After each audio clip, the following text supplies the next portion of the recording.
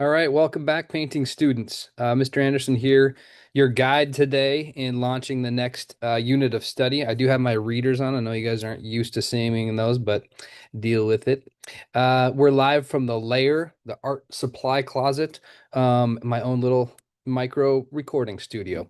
I want to launch the next unit of study, which I'm excited to do. I'm also a little sad that I can't do this in person with you, but it is what it is. This is the next best option is to do it this way. And I want you to mentally track as if I was right there in the room teaching this with you. In fact, most of what you're going to see today is embedded in a slideshow, which I would be showing on the front TV anyway. So in some ways, it'll be like I'm right there with you. A couple things you're going to need. You're going to need your sketchbook and something to write with today, preferably a pencil. If you've got some fun markers or highlighters or things like that, great. And if you don't have that with you, you're going to need to borrow a piece of paper from somebody, or you're going to have to go and get your sketchbook right now. Okay, out of your cubby space or your backpack. So do that while I'm ramping up and kind of switching screens here. And along the same lines, some of you may have had that come back to bite you on the painting crossword puzzle. There is a review test on this unit as well. It's open note. All this stuff is fair game. This slideshow will be posted on Google Classroom so you can review your notes. But if you didn't score well on that or you didn't take good notes before, what are you doing? Let's go. Step it up and make sure things are recorded. I will make note of what you need to write down. You don't have to write down all the data you're going to see, but I'm going to tip you off on things that you need to record. Okay. There's not a lot of notes. Trust me, there's a lot of pictures, and that's the kind of way I roll. So you'll probably appreciate that too. But enough of the intro. Grab your sketchbook, turn to a new page. I'm going to share a screen here with you guys, and then we'll get started. The screen that I'm sharing with you is the slideshow itself. And so I'm going to kickstart that. It's the title of this unit of study is called the architectural painting. All right. So at the top of your sketchbook, you're going to want to go ahead and make sure that you have this title. So new page, new title, make it look interesting, make it look important. Okay. And there's going to be a variety of things you'll note. So sometimes you'll make lists of artists, list of paintings you're going to see, um, ideas you're going to generate. So some of you are excellent note takers. You can kind of create your own what we call Harvard notes. They're kind of like an infographic. Okay, so I'm going to go back to continuing to share that with you, and we'll go from there. Where are you, slideshow? Let's see if I can find you. There we go. So the architectural painting. In the background of this slide, you can see all kinds of students. We're going to actually be looking at their paintings up close. We've got a couple not quite graduated yet that are taking painting again. So bravo. But we're going to be looking at these different paintings along with a bunch more. So let's jump in. As always, I like to start with a artwork and the, learning targets for this unit. So go ahead and write down the learning targets. They are very simple. You need to have them. Number one, I can paint on a large stretched canvas. Giving you a moment to write that down. Okay, we've talked about stretched canvases before when we did the mini canvas kickoff painting on the first day of this class, and I have canvases sitting on the front board, like leaning up. So that's a stretched canvas. You guys know what those are. Number two, I can build, in quotes, I can build a painting from background to middle ground to foreground. Write that down. You're going to want these words right here. Watch the spelling on that one. Okay, these are crucial and very basic elements of a landscape and architectural painting. Let's move to number three. I can draw and paint buildings. How cool is that? In 2 weeks, you're going to be able to say that with success and my help, okay, and some practice. So I know I'm absent. This video is kind of taking my place, but when I get back, we are going to literally be drawing an image onto canvas the day I return. You guys will be prepared for that. Okay. And number four, last one. I can control acrylic paints by mixing matching colors, capturing light and shadow, and working in layers and capturing details. I know that's a mouthful, and you do need to write this down. You could make it in bullets. Control acrylic paints could be your first bullet. Okay, you sort of know how to do this, and some of you have sketchbook number 2 done where you've mixed and matched colors. Second bullet could say capturing light and shadow. We have not talked about that. A powerful element of successful paintings.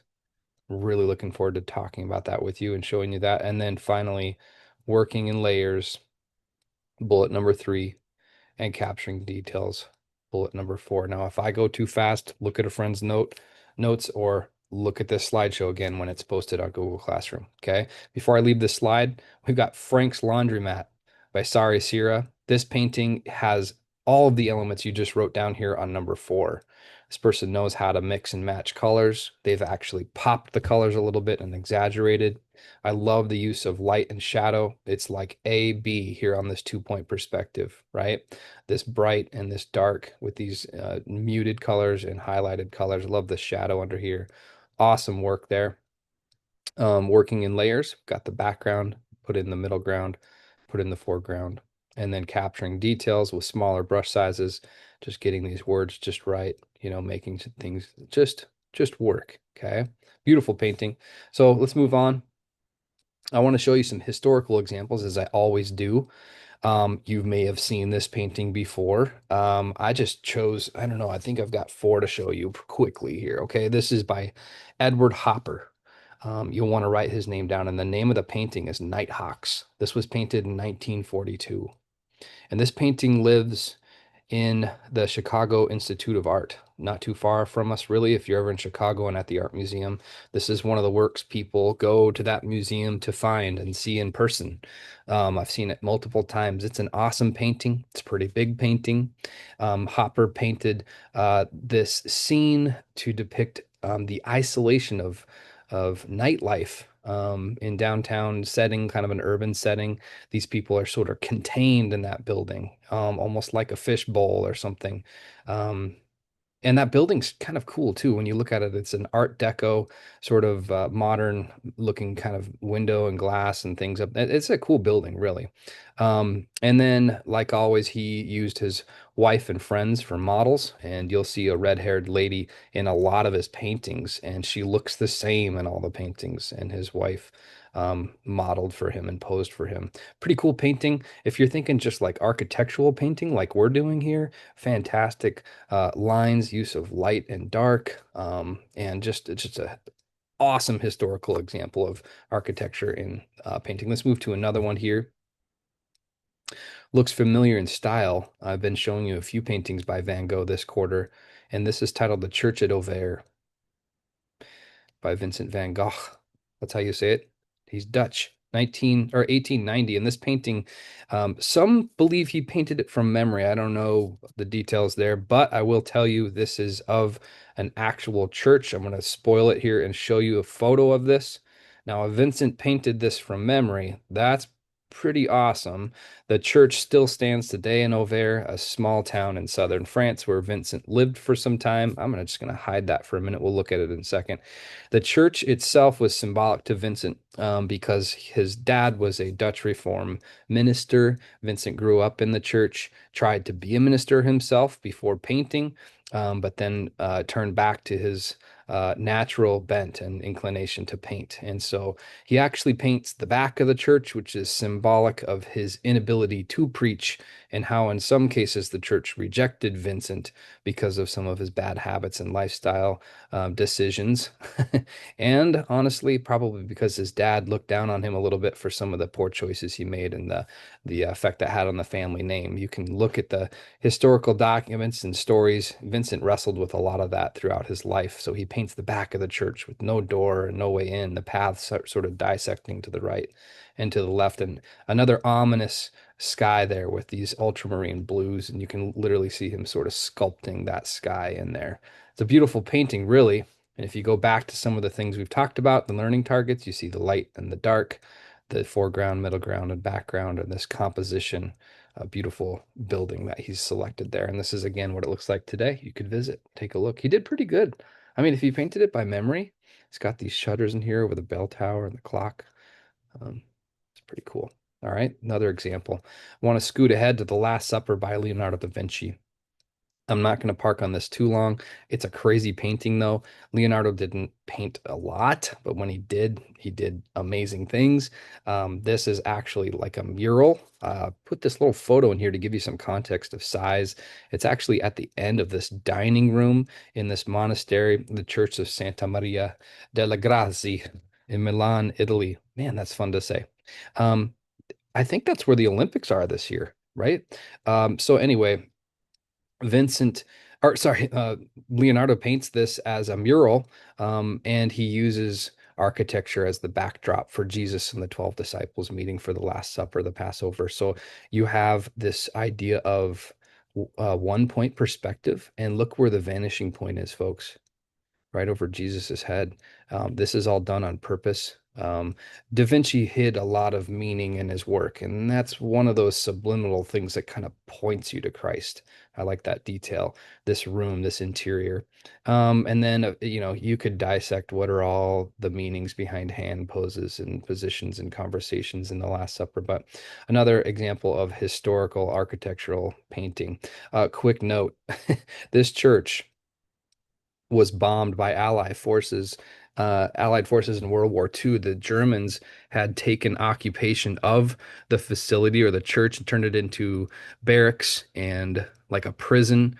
And there's a good chance American airplanes bombed this, which is a wild idea, but they did give the town time to evacuate, but also to try to save this painting. That's a crazy story there, and you can see they sandbagged this. They actually had log poles behind this. And after the bombing, I mean, look at this destruction here. The wall that the painting was on stood, which is like halfway miraculous, right? So it's all been restored back to its original state today, and it's cool. I hope to see this someday with my own eyes. I think that'd be kind of cool. It looks a little smaller than you might think, but anyway, The Last Supper. And I have an example, another Vincent here, the Cafe Terrace at night. A simple example of an exterior of a lot of buildings. You're gonna have a choice to decide what buildings you're gonna paint. I like this painting by Vincent. This is an actual place still. Um, and this was painted in Arles, France. And it's just a beautiful night scene. He's kind of hinting at the starry night up here and these couples walking down the street. I think this is a horse in a like a gaslit carriage, these people out here. I've heard crazy thoughts about this. I threw this back in here, The Last Supper. I've heard people think that Vincent was hinting at the Last Supper in this with Christ in the center. I don't know. Kind of something to argue over, but anyway, a cool painting nonetheless.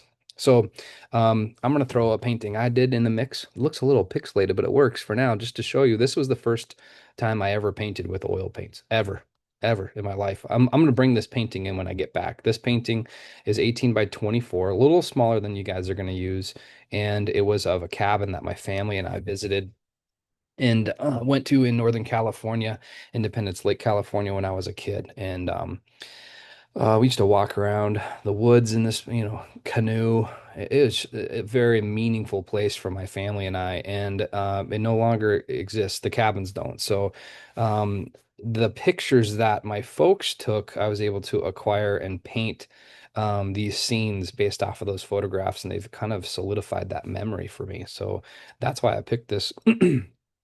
Talk a little bit more about that later.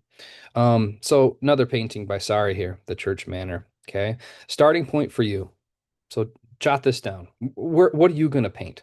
If the main goal is architecture, I want to give you the freedom to choose. So only you can choose what you're going to paint. So here's some thoughts. Maybe the image is at home. You got to look for it. Okay. You might like physically look for it. It might be a printed photograph. It might be on your phone. I'm going to show you some examples I got off of my phone here in just a minute. And one of them I really want to paint. After looking at photos from the last, I don't know, 9 months, I've got some great images. You could talk to your parents. Hey, I've got this assignment coming up. What am I going to paint? And it has to be some The key is architecture, exterior. Is there something that comes to mind and you can brainstorm with them? Guarantee they're going to be helpful. Like I said, maybe it's in a photo album. We got some photo albums laying around. Take a look. Maybe talk to your grandparents or relatives. You know what else is kind of stitched in here? Maybe a surprise for them, something meaningful to them, somewhere they grew up or somewhere you vacationed or something like that. I want you guys to try to hook this into something meaningful. And it will be really powerful in the sense that it can be a good motivator. You're going to want to do well, and at the end, you're really going to have a treasure. And I mean that. Most students at the end of this project are just blown away with what they were able to accomplish. And again, it's not just some random thing you picked of some random place that has meaning. Okay, so get that gear kick-started and turning while we keep going here. So this is a good word, sentimental. I'll be saying this word in the next few days here. Is what are you going to pick that has some meaning? And you really should have some type of connection with it. So here's some other keywords you could jot down: a special location, a vacation destination. Maybe it was a special event in your life. The painting I'm thinking of painting, it was a special occasion. It was a wedding. Okay. A little hint here. Perhaps it doesn't even exist anymore. Like the chapel at, Bella Grazia there. I don't know. It almost didn't exist. Or the cabin I painted, right, is gone. But I've got a painting of it, and that's really meaningful. Perhaps it could even be something historic. You're going to see a painting by Rachel in a couple minutes of a historic barn. Okay, so let's just get these gears turning. And some of you guys know it's helpful just in the corner of your notes just to say like my ideas, a little bubble, a thought cloud, and just start throwing things in there. I might have already said something that got you thinking. Throw it in there. Okay. Don't stick with your very first idea, but let it be a contender. Okay.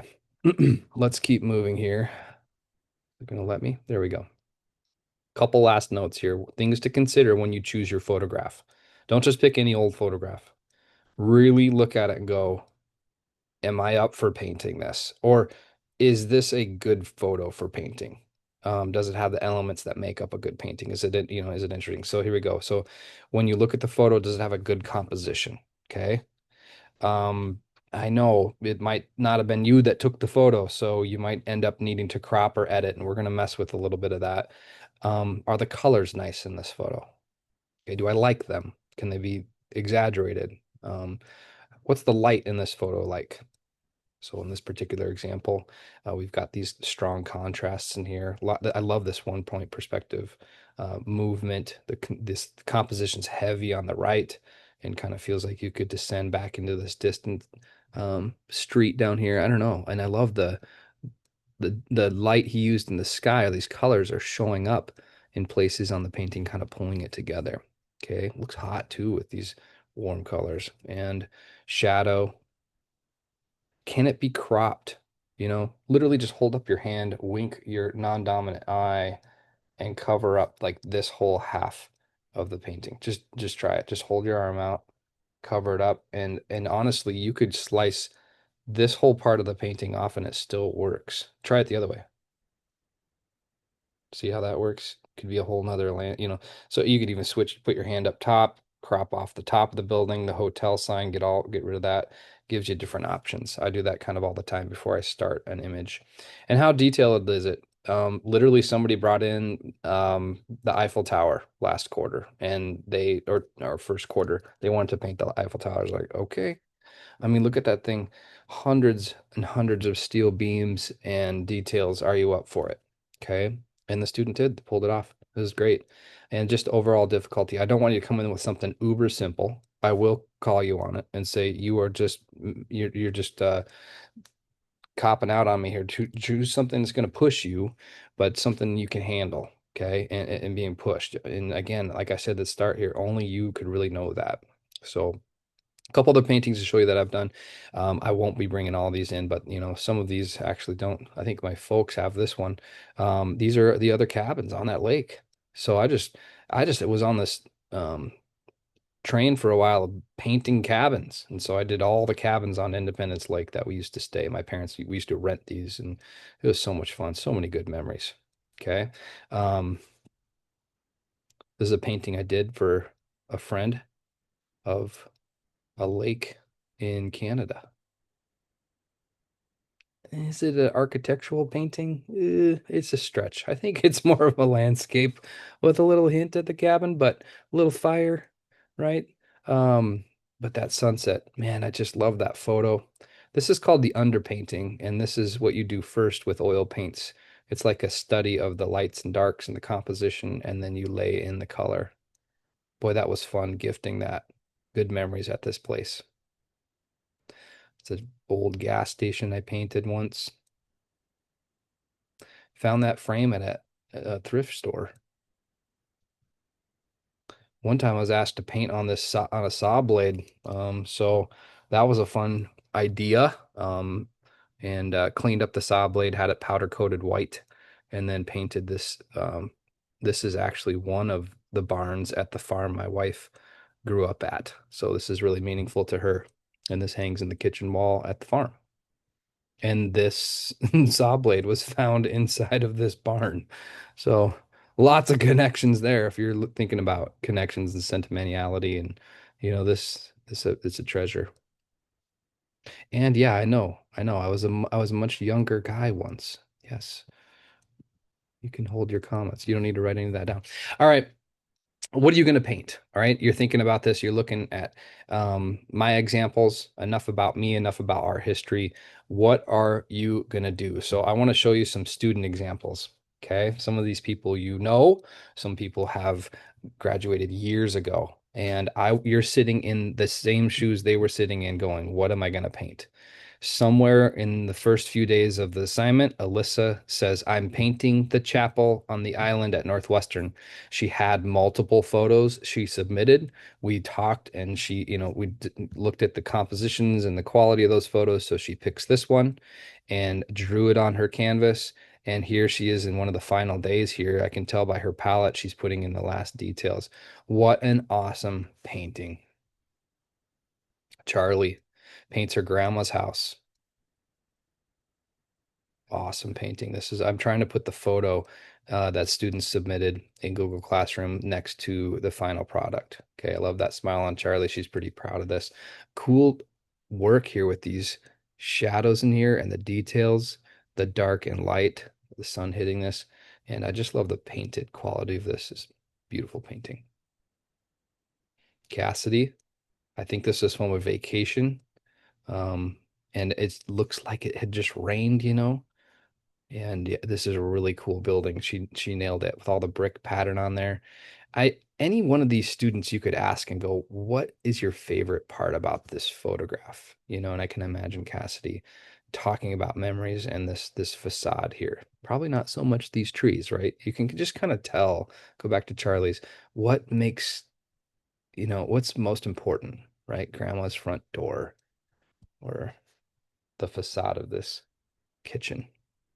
This is my son, Austin. He's a junior art major, graphic design, marketing, media arts major at Dordt University in Iowa. And he painted this and he asked for a bigger canvas, which is an option. I've got some bigger canvases. And what I like about this photo, let's look at this for a second. He decided he only could see the mountains in this little sliver and he broke this kind of open a little bit and that was an artist choice. You can make small changes like that, but he did a great job at showing this weathered old like barn or shed. All right. Jessa, she took some artist liberties too to simplify the chaotic kind of foreground here, but 4th of July at the family cabin, great choice, Jessa. Kaylee Pierce. I cut and paste her artist statement. You guys will be typing one of these up at the very end of the painting when you turn it in, and you can read a little bit about why she chose this. Some of you probably live near this location. Amazing painting. She's all about the details. Rachel Stromberg painted a historic barn from a vacation photograph to the Civil War era barn where soldiers from the Union took shelter, and this was a makeshift hospital. So really cool there. Evelyn's painting. Beautiful water. Love that.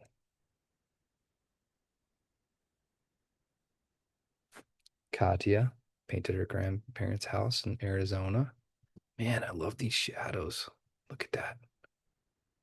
She left out the vehicle, right? Kind of actually cropped real hard into this painting, into this photo. You're gonna have some choices like that. So if the picture needs cropped or it needs edited, we're gonna work on that later. Lauren's grandparents' place. Awesome. Awesome painting.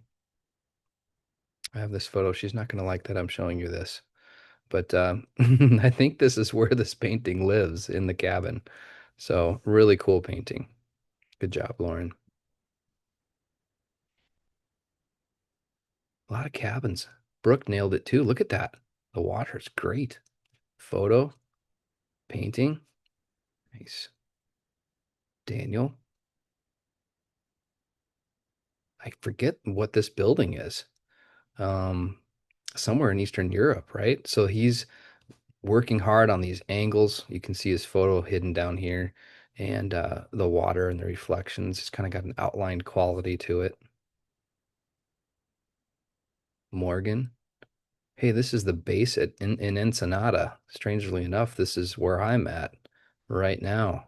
Morgan and her family serve with Homes of Hope there, and so she's painting this scene to make a memory of that place. And I love it. She's putting in the palm trees. Look at these palms that have no leaves yet. Grace Firmenek's chapel. I forget where this is. Awesome painting. She wanted a bigger canvas too. Libby's grandparents' house. A lot of grandparents' houses. Look at this light. See this coming right down here off the grass? And she paints that and she just goes, you know what? I'm going to do some more of that with these shadows of the trees. And this really is a beautiful place on this painting. Love it. Love the painterly quality, the brush strokes, the dabs and the dots here and just the layering of paint. That's what painting's all about. And you get up close to these things and just are mesmerized by how beautiful they are, right? Nice job. Sammy's cabin. Lainey's grandparents' house on 4th of July. Audrey loves to paint too. She took this class and then took the winter room class last year and painted that. So again, this leans a little heavy in landscape. You might be able to win me over, but I would say there's other pictures of the lighthouse, Split Rock Lighthouse, where you could probably get a little bit more cropped in, but Lale's family's place, I think it's in Colorado. They go skiing. A lot of angles on that. She did pretty good getting that. Madden's family's store. I think it's in Wisconsin. His family owns this store, this camping supply store. Super cool. Great sky. Look at the sky. I love it. And you got the shadows under here, texture of the rock. There's Gwen's family's hideaway. They rent this cabin in the summer for a week. Man, she really captured the light and the dark. Look at this shadow kind of hitting this or the highlights of this grass. Maybe these chairs were a little too detailed, right? So she just left them off. But honestly, nobody would know that. Nobody would know that. This is going to be on display at the art show in a frame, and nobody would know there's chairs there, right? It's just going to look beautiful. So don't get too caught up on those types of things. So this leads me to the Google Classroom assignment, and that we're almost done. I'm gonna cut you free here in a moment, and you're gonna be looking for your photos. So here you can see Grace's assignment turned in. I'm asking for 3 from home. You may want to write this down. This is also available on Google Classroom, but look for 3 photos from home. Typically, I would ask for 1, but I have learned that students turn in photos, 1 photo, and in a lot of cases it needs a lot of work, or I send them back. I say nope, that is just not going to work, and we talk it through and they learned why. And so send in 3. Let's get the discussion started. Talk to your friends, show your peers. It can be three of the same place. It could be three completely different places, but three. Okay, that's what I'm going to ask you to do this time around. And Grace only turned in one. When you submit your files, you can stack up three. You can turn in as many as you want, okay, if you want to talk about multiples. And she left some comments about where it was. This is kind of interesting, right? So, you know about this. Yeah, why, if you have lots of buildings in the background, just lots and lots of buildings, it can get crazy. Okay, if it's like a cityscape, I mean, you could do it, but large, clear, not pixelated photo, please. So when we click on this and this shows up in Grace's Google Classroom, it looks like great quality. This is going to be an interesting building. Post it on Google Classroom and consider these things, right? So before I move into another example, I just want you to know, yes, you're going to need to use your computer. Yes, you're going to need to go unlock your phone at door 5 and get pictures off of that and then relock it in your Yonder pouches when you walk off before second block or third block or whatever. So I want you to have the freedom of finding this information, these photos for the remainder of the class period. So before I cut you loose, here's a bad example. Kennedy, she ended up painting this because she ended up finding a better photo, but when she first turned it in, it was so pixelated. So you're going to get 5 points for turning in the photos and some comments. Grace did a great job. Boom, there's her finished painting. Another wonderful painting here by Kaisa. She's a she's an animation student at Northwestern right now. Kaisa Niska. Look at this photo, it's so cool. Look at her painting. Love it. Absolutely love it. It all started with some good photographs. Okay. You guys remember Sophia, another Northwestern music teacher student, music education, I think she's going into. Look at her comments. So many grandparents' houses. It's kind of funny. Um, Started off as a really timid painter, and when she turned this out, I mean, it blew people away. Such an awesome painting. And follow the process. You're going to be doing just fine. Before I exit and show you Google Classroom, this is what we'll do when I get back. We'll be drawing the painting together. You will not be doing that by yourself. That's something that I'll be helping you with. Before I get to Google Classroom 2, I found a couple of these samples. So just for context, you can see Gwen's painting here. I don't know if it's going to want to show you. It's looking for a human face here, but that's the size on stretched canvas. Annika's painting here of the cabin at the lake. Okay, so it might inspire you, like a winter scene might be kind of cool. There's Lael's again, right? I have a couple of these. Sorry, it's a little fuzzy, but just to give you some context, this one Hope did. I wish this was a little bit um, clear, but this is of New York City, and she did some crazy things with her editing, which we're gonna do tomorrow. So, and it turned out like that, which it looked cool. I'm gonna go back to my screen share here and we'll go to Google Classroom. Let's see here. Where are you? So 3 photos from home. I'm just going to click on the edit version so you guys can see kind of my angle of things here. Find 3 photos from home, your phone, photo albums, talk to people. You don't need to do it just in class based off of what's on your computer or your phone, but look at photo albums, lay a photo down on a table, take a digital photograph of it with your phone and submit that.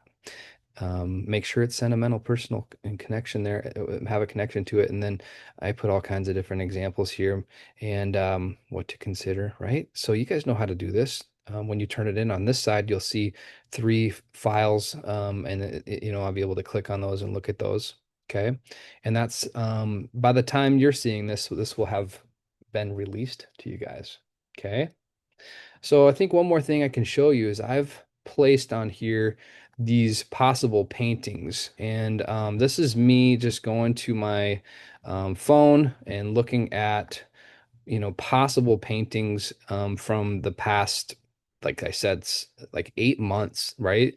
Some of these really current. Let's see if it'll let me open all these while I'm screen sharing.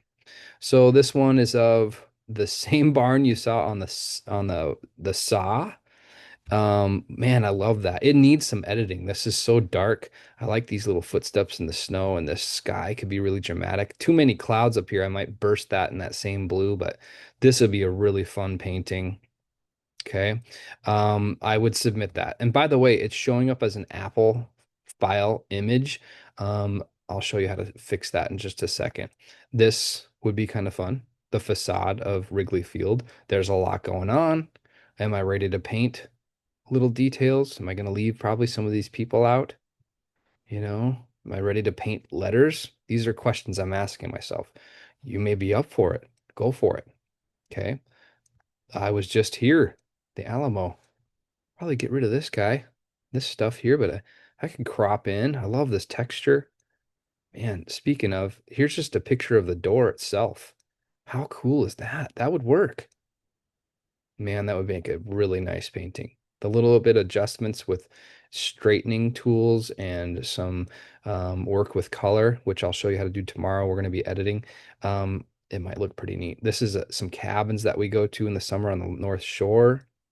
That photo looks a little small, a little pixelated. Might work though. Might be better long. This chapel, I even threw in a deer stand. Does that work as architecture? Boy, if you just love that, right? And that's some you got some picture you just love, but you're not sure, throw it in the mix, turn it in as one of your three, and then let's talk about it. Okay. This is what I'm thinking about painting though. And this is the a photograph of my niece's um, wedding. She got married right in front of this chapel last fall, and I absolutely love the detail in these shadows and highlights on the ground and on the side of the building. This would be my favorite part of the painting. I love the pop of this red door and this reflected like gold light hitting this and informing this white. It's kind of got a little bit of yellow in it from these trees, right? This strong contrasting shadow in here. Boy, I would just love to paint. I would love to paint this and give it to them. They would think that's so awesome. So, if you're having trouble with these files, let's just talk about that. So you got your phone, you're going to need to AirDrop those to your computer. If you can't do that, you're going to need to email them as attachments to your computer, open them up. In this case, they are Apple files. I'm just going to hit select all, or and you go to File, Export Selected Images. It's not going to let me do that right now. Let's see. Oh, because this one's already a JPEG. So you can do it one at a time. Two finger click export as, and you'll want to change that to JPEG. Okay. This is an Apple file. It's compressed. It's just not going to read with Google Classroom. I don't think it'll let you send it in. But if you go ahead and save that, it'll save it to my desktop. I'm not going to do that. Another hack is you can take your own screenshots that make sure they're real big of your image, right? So there's different workarounds. You don't need to edit them. Okay. Just tonight, you just need to find the photos. So I would be deciding which of those I want to do, and I'd be setting them up in Google Classroom, and that's the assignment. So with whatever time you see on the clock right now, that's what's left to look for images. You have tonight. You got 24 hours to turn around and have those in Google Classroom. All right, this is going to be an awesome painting. We're taking our time, being picky about what we're going to paint and giving ourselves some options. So good luck with that. We'll be doing some editing tomorrow, and we'll see you then. All right, good luck.